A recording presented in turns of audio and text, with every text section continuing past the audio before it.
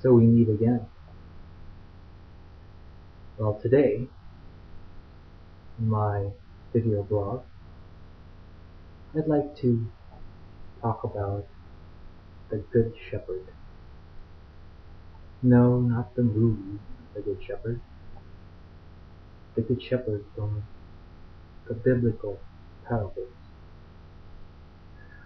For those of you who do not know about The Good Shepherd, it's about, in a nutshell, about a shepherd, a good shepherd, who herds his flock very responsibly. One day he comes home from herding and finds that the youngest and smallest of all his sheep is missing. And what he does is he tucks the entire herd into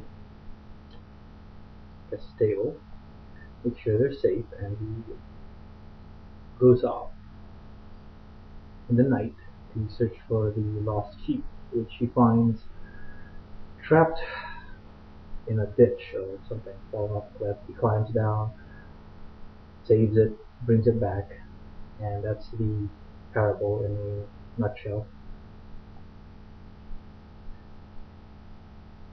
What example of goodness that gives is that the shepherd, who really is probably the most prized of his possession, and everybody takes care of number one, right? But he puts himself on the line for the least, or what we deem to see as his least precious of valuables,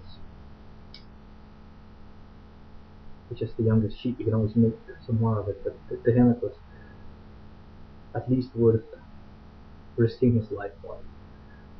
So what I want to do is I'd like to give an example of modern day good shepherds, and for those of you who stumble across this video and who is intrigued by the concept of good shepherds, to make a response and give some examples also.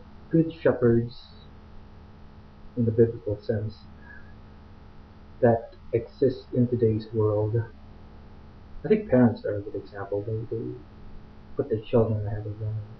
Well, at least most of them, but note that there are some times that it is not always true, especially those children who the unborn, basically. So I'm trying to get at it. That gets really dark, so let's avoid that path. So anyway, any examples that'd be good. I remember one time when I was young, and I used to play a lot of basketball. There used to be a basketball court that I used to frequent.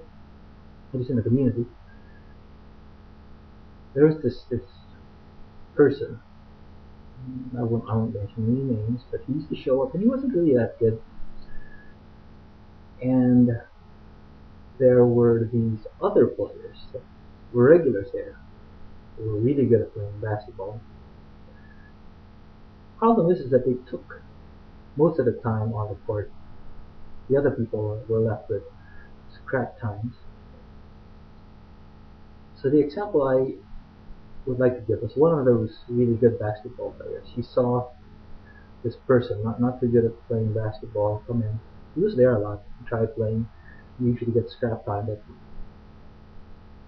this good shepherd of a basketball player offered to sit out a game, or even a number of games. He said to this other person who's not too good, he said, "Go ahead and play."